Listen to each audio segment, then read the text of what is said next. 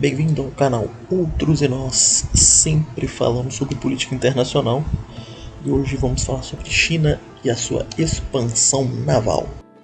A República Popular da China quase sempre foi tratada como uma grande potência terrestre e continental. Essa percepção acerca do país asiático se deve a diversos fatores de natureza geográfica, social e política.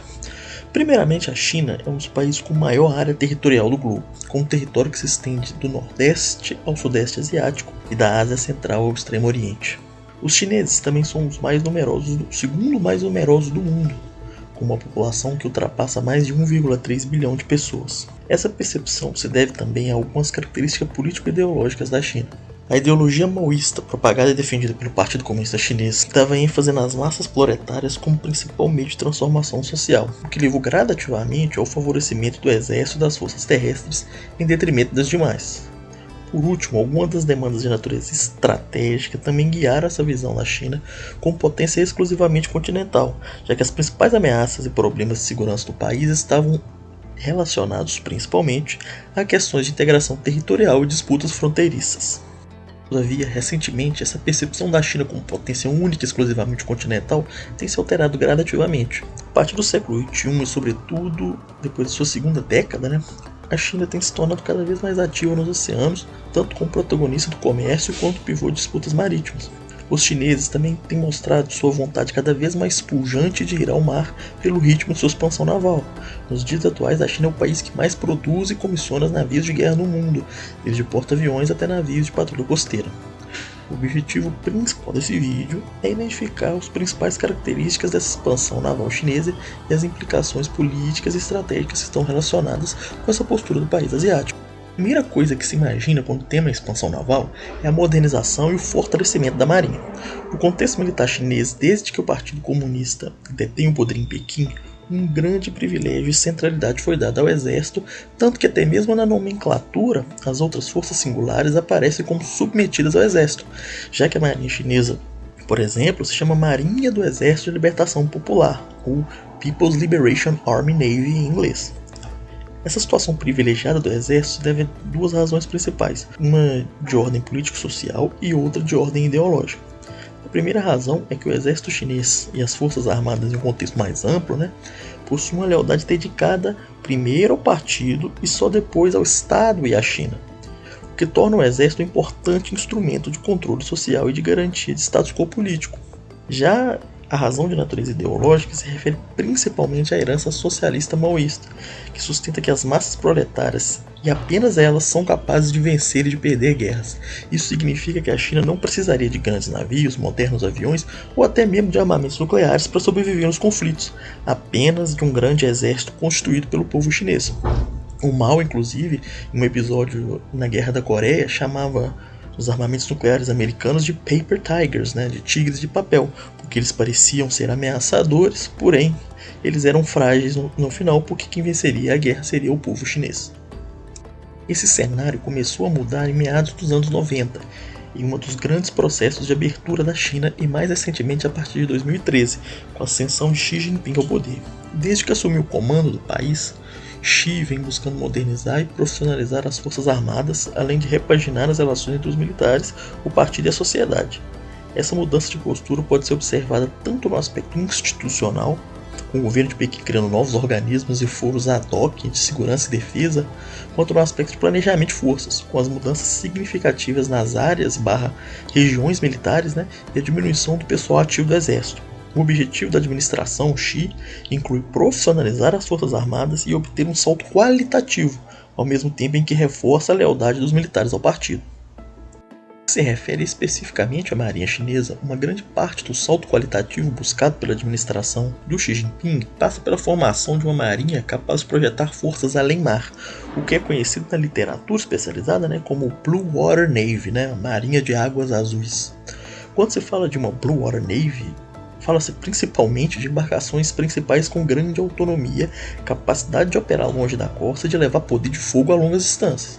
Atualmente, o suprassumo de uma marinha com capacidade de projeção e força, além mar, são os grandes porta-aviões. Contudo, os grandes destroyers e cruzadores de mísseis guiados, os submarinos, sobretudo aqueles movidos a propulsão nuclear e os navios principais de assalto anfíbio também são necessários para sustentar uma Blue Water Navy. O primeiro indício dessa expansão naval chinesa pode ser observado na crescente capacidade do país na área de construção naval. Segundo dados de 2018 fornecidos pela UNCTAD, a China já tinha ultrapassado a Coreia do Sul como o maior construtor mundial de navios, dominando cerca de 40% do mercado mundial. O que chama atenção, muito mais do que a dominância chinesa na indústria naval, é a velocidade com que a China produz e comissiona embarcações.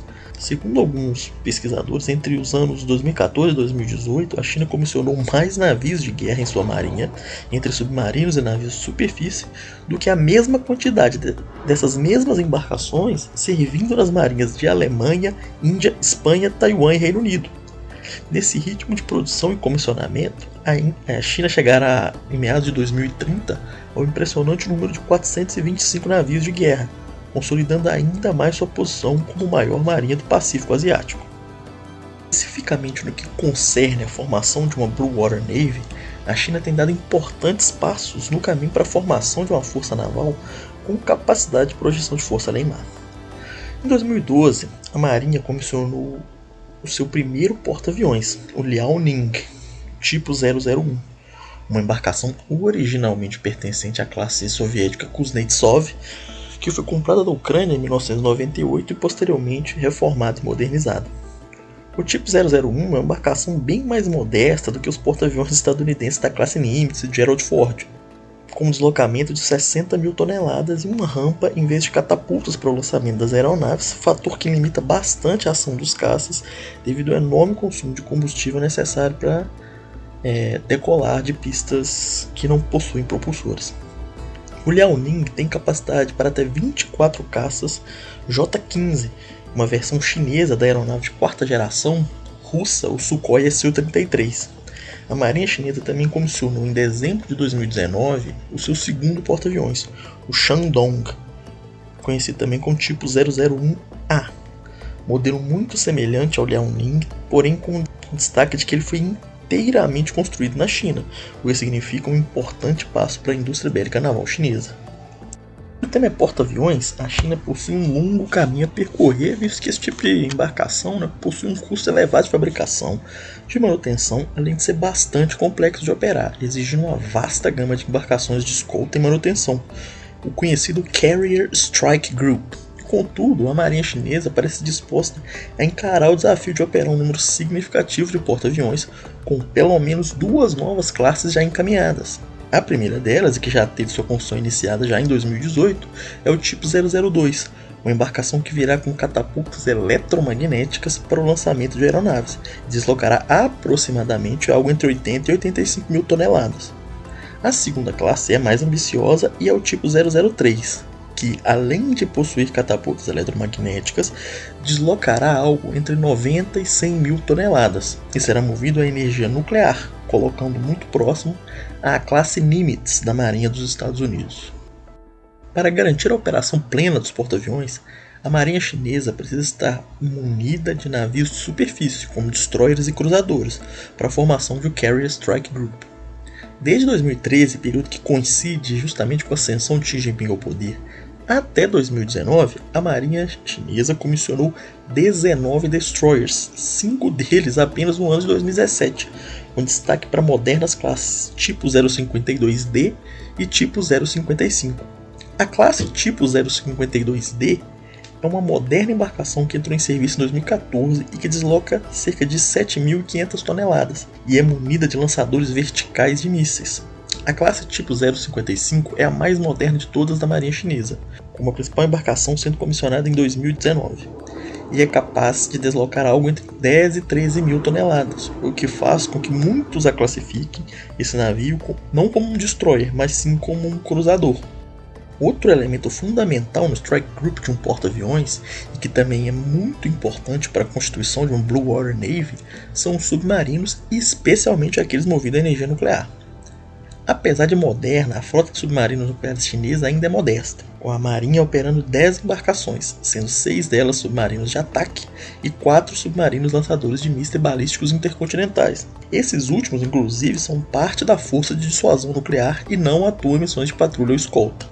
Todavia, vale ressaltar que a força de submarinos chineses está em rápida modernização, com as embarcações mais antigas e ultrapassadas sendo descomissionadas e substituídas por modelos mais modernos e exclusivamente nacionais, já que grande parte das embarcações de submarinos da marinha chinesa eram embarcações soviéticas antigas, o que mostra que a marinha está preocupada não apenas com o número de embarcações, mas também com o aspecto qualitativo.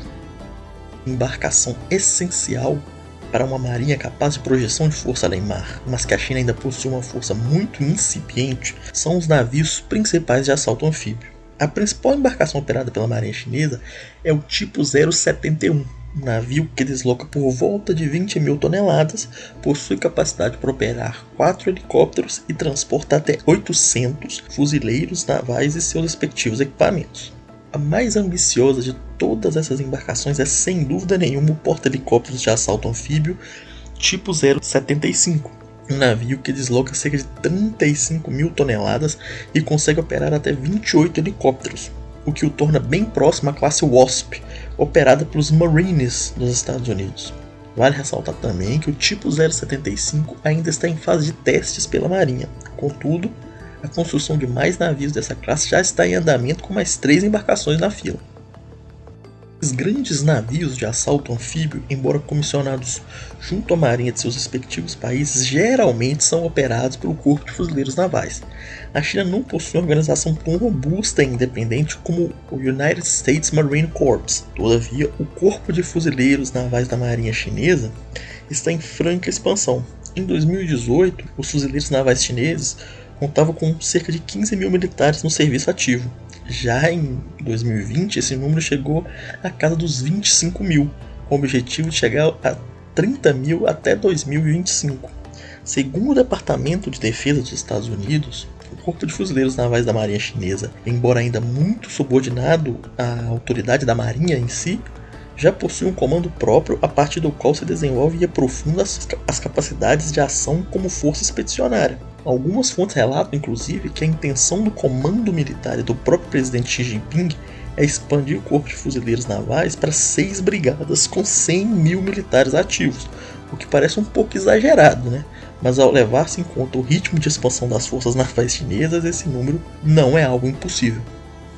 Embora o crescimento e modernização das embarcações principais de grande porte seja parte fundamental da expansão da marinha chinesa, não é apenas desse tipo de navio que vive a marinha.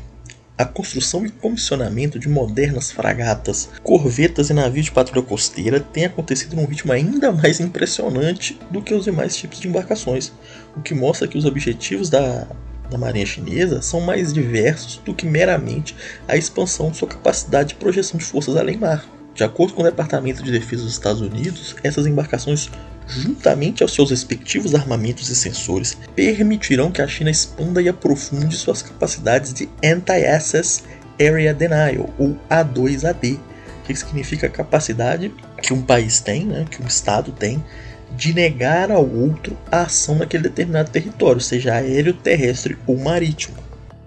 O número de fragatas operadas pela marinha chinesa vem se mantendo mais ou menos estável nos últimos 15 anos, girando entre 45 e 55 embarcações.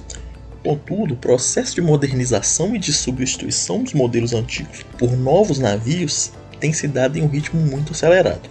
Desde 2006, a marinha chinesa comissionou 30 fragatas da classe Yangkai II, ou tipo 054A, uma embarcação moderna que desloca até 4.500 toneladas e possui sistemas de lançamento tanto de mísseis antinavio quanto de mísseis antiaéreos. Vale lembrar que a embarcação também possui uma variante focada na guerra antissubmarina, que foi comissionada a partir de 2009.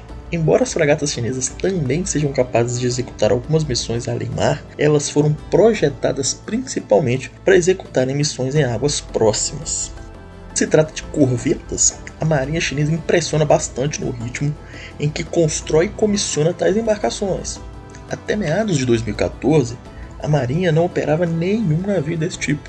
Contudo, em 2019, a marinha chinesa já possui 43 unidades, numa média de aproximadamente 7 embarcações por ano. Só no ano de 2019, por exemplo, a China comissionou um impressionante número de 15 corvetas, uma quantidade maior de navios desse tipo do que aqueles que são operados pela Marinha Brasileira como um todo.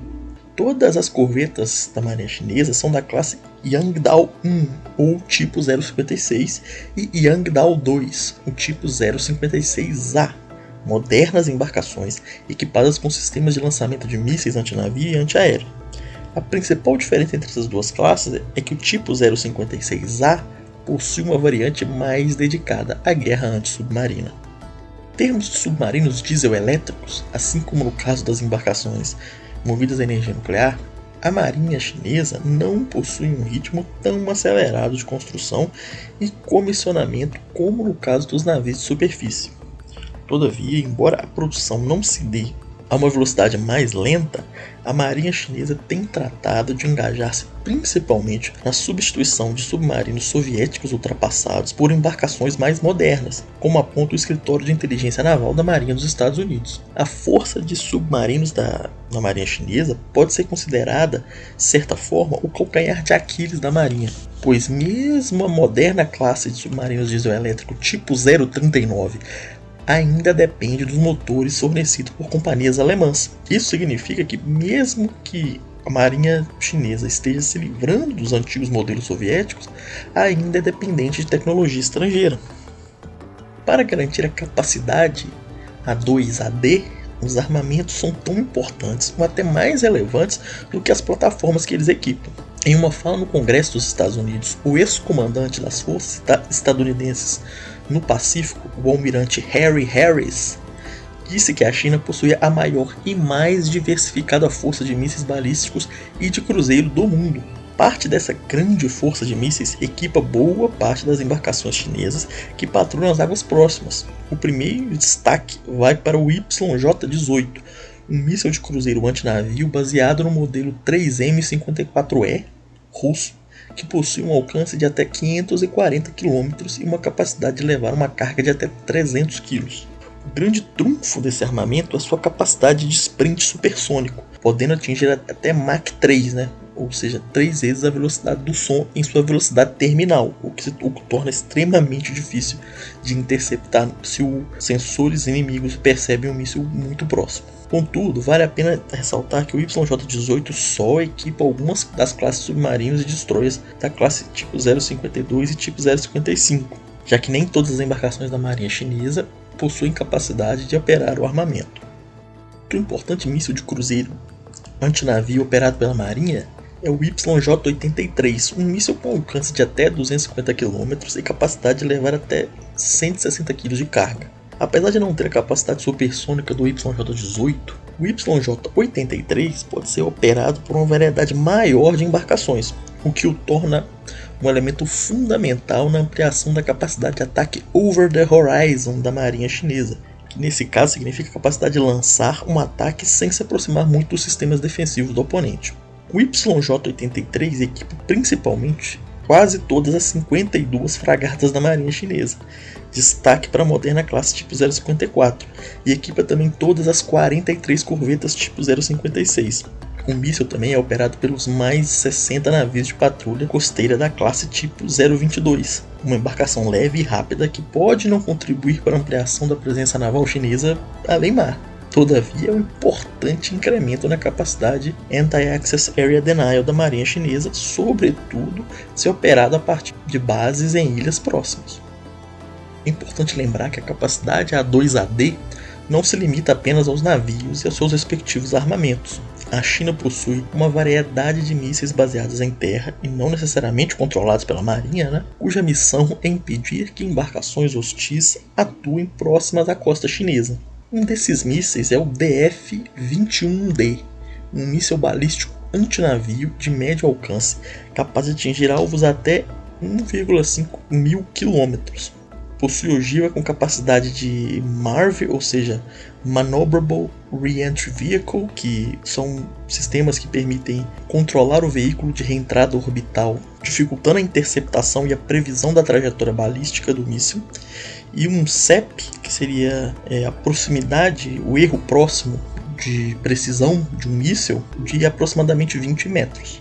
O DF-21D é conhecido no círculo militar dos Estados Unidos, inclusive, como Carrier Killer, ou o matador de porta-aviões, por ser muito difícil de interceptar, ao mesmo tempo que seria preciso o suficiente para atingir um porta-aviões no mar em movimento. Discute-se bastante se a China teria capacidade de comando, controle, computação, inteligência, vigilância e reconhecimento, o famoso C4ISR, o suficiente para entregar esse nível de precisão em um míssil balístico. Contudo, em alguns testes realizados, constatou-se que o dispositivo conseguiu atingir um alvo no mar mais ou menos do mesmo tamanho de um porta-aviões, o que não necessariamente significa que em um contexto beligerante ele seria capaz de atingir um porta-aviões. Importante não deixar de mencionar que as instalações militares chinesas em águas próximas, sobretudo no Mar da China do Sul, no qual a China tem construído instalações militares a um ritmo acelerado, mais especificamente nas ilhas Spratly e Paracel. Nessas instalações são colocadas pistas de pouso e decolagem, pequenos portos, sistemas de radares e sensores diversos e sistemas de lançamento de mísseis antiaéreo e antinavio e depósitos de suprimentos. Essas instalações podem servir como uma espécie de porta-aviões fixos, entre aspas, para a marinha chinesa. Podem ser usados como base para embarcações menores, bases para lançamentos de mísseis antiaéreo e antinavio e postos avançados de sistema de inteligência, vigilância e reconhecimento, o ISR. Você pode observar, no quadro que está aí na tela, é perceptível que em termos de capacidade de projeção de forças, os Estados Unidos estão bem à frente dos chineses, na medida em que a marinha estadunidense goza do privilégio de operar 11 porta-aviões, todos eles devidamente escoltados por seu Strike Group de destroyers, cruzadores e submarinos a propulsão nuclear. Todavia, vale ressaltar que, primeiramente, não é toda a frota naval dos Estados Unidos que está concentrada e dedicada a operações no Oceano Pacífico, sendo que apenas a 7ª Frota possui base no Pacífico Asiático, no Japão inclusive. E segundo, a China possui capacidade bastante sólida quando se fala em proteção costeira e de águas próximas, que, combinado com os armamentos antinavio, pode impor sérias dificuldades às capacidades de projeção de força dos Estados Unidos na região. A expansão naval da China não se limita apenas à marinha e muito menos às forças convencionais. A guarda costeira chinesa e algumas organizações consideradas como uma espécie de milícia do mar engajam-se ativamente em operações de law enforcement em águas próximas. Essas operações ocorrem principalmente no que é conhecido como Zona Cinza, no qual a China utiliza amplamente mecanismos não convencionais a fim de assegurar seus objetivos. Na dita Zona Cinza, evita-se a escalada de conflito, ao mesmo tempo que tenta-se ocultar muitas vezes de onde partiu a ação e quais são seus reais objetivos, a fim de dificultar e atrapalhar o tempo de resposta do eventual adversário. A China emprega sua guarda costeira e milícias marítimas ligadas à marinha nessas operações justamente para evitar o comprometimento que a utilização de embarcações da marinha acarretaria. No final, a China quer garantir a consecução de seus objetivos mais ofensivos e agressivos e ousados, sem necessariamente deflagrar uma resposta à mesma altura e no mesmo tom. A costeira chinesa é uma das maiores do mundo e recentemente vem passando por um processo de expansão e modernização. Entre os anos de 2012 e 2015, a organização teve um orçamento quase dobrado e se tornou a maior guarda costeira da Ásia, ultrapassando o Japão. A guarda costeira da chinesa opera atualmente cerca de 530 embarcações, sendo várias delas antigos navios operados pela Marinha, com capacidade de deslocamento superior a 1.000 toneladas. Especificamente no ano de 2013, a Guarda Costeira passou por uma grande reforma institucional, no qual a organização foi afastada do comando da Marinha, submetida diretamente a uma cadeia de comando do Conselho de Estado e fundida com outras 3 organizações que dedicavam-se ao law enforcement marítimo. O objetivo da administração Xi Jinping aqui era tanto expandir e modernizar a organização, quanto torná-la mais civil e menos militarizada. As milícias marítimas chinesas traçam sua origem nas milícias armadas ligadas ao Partido Comunista, que serviam como uma força paralela ao partido. Atualmente, as milícias possuem uma função um tanto quanto opaca e estão submetidas a uma cadeia de comando bastante confusa. Segundo alguns autores e algumas fontes, essas incertezas e imprecisões que muitas vezes estão presentes nas discussões acerca dessas milícias agradam às autoridades chinesas, já que esses grupos se engajam principalmente em operações de zona cinza, cuja imprecisão é característica fundamental. Os indivíduos que servem nessas milícias são todos civis. Muitos deles, inclusive, possuem outras profissões, por exemplo, pescadores. Essas pessoas muitas vezes realizam operações de law enforcement utilizando seus navios pesqueiros não identificados, porém muito bem armados. É importante mencionar que essas milícias não são completamente amadoras e deslocadas do aparato policial e militar da China, recebendo treinamento tanto da Marinha quanto da Guarda Costeira.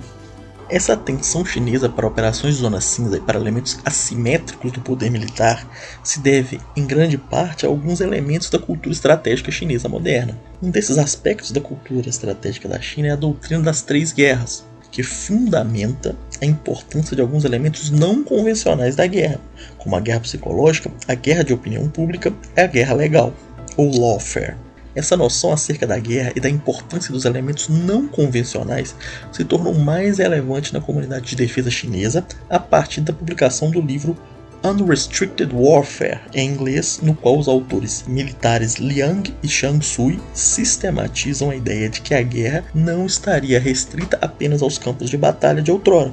Abre aspas para os autores. Um novo conceito de armamentos é uma visão mais ampla sobre eles, que enxerga como armamentos todos os meios que transcendem a esfera militar, mas que ainda podem ser utilizados em operações de combate. Nessa visão, tudo o que pode beneficiar os seres humanos também pode prejudicá-los. Isso quer dizer, não há nada no mundo atualmente que não possa se tornar um armamento, o que requer que o nosso entendimento sobre eles seja consciente em romper todas as barreiras.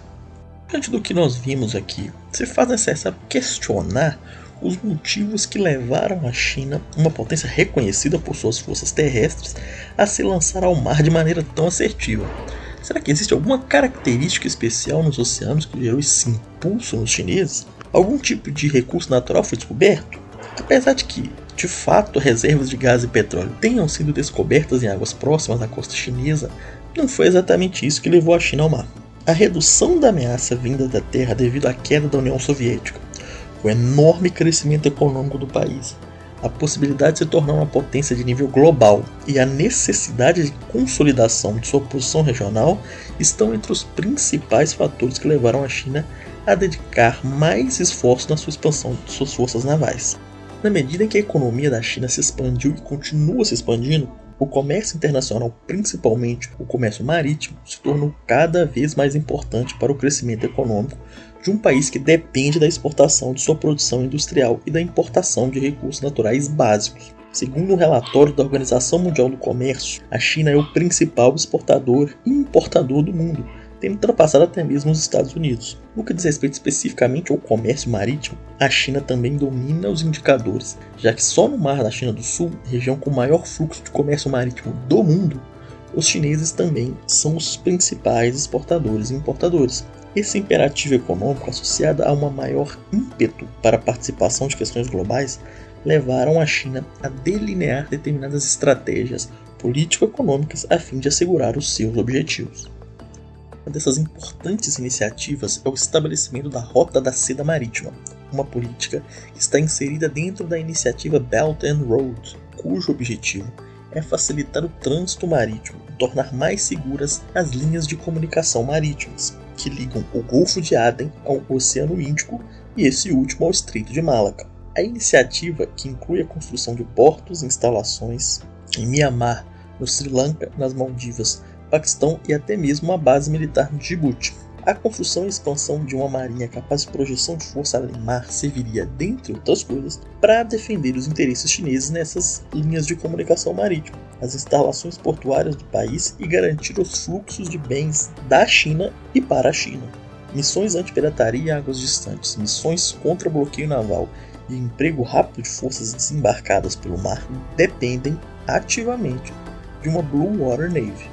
Se os interesses chineses estão além mar, por que a China também busca construir forças navais costeiras e sistemas de A2AD e até mesmo forças não convencionais como milícias marítimas?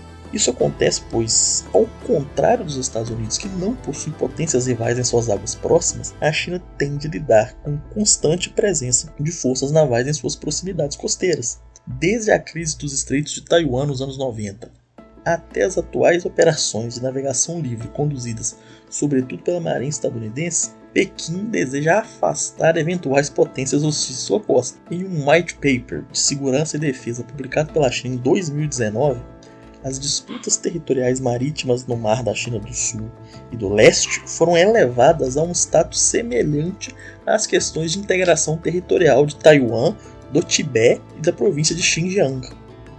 Para garantir efetivamente a capacidade de projetar sua força naval e assegurar os seus interesses além mar, a China deve, primeiramente, acertar os ponteiros a nível regional e firmar uma posição sólida no Pacífico Asiático. De acordo com as autoridades chinesas, a soberania do país sobre toda a área dentro da Nine Dash Line, que é um território que compreende quase todo o mar da China do Sul, não só é direito da China, como condição necessária para garantir os interesses de segurança do país. É em função dessas questões e demandas que a China precisa de instrumentos de A2AD e de law enforcement, que vão desde mísseis balísticos antinavio até milícias marítimas, para negar a outrem a capacidade de agir em suas águas próximas ao mesmo tempo que estabelece e fixa a sua posição regional. Segundo alguns autores, a estratégia naval chinesa teria nas ideias de Alfred Thayer Mahan sua principal inspiração.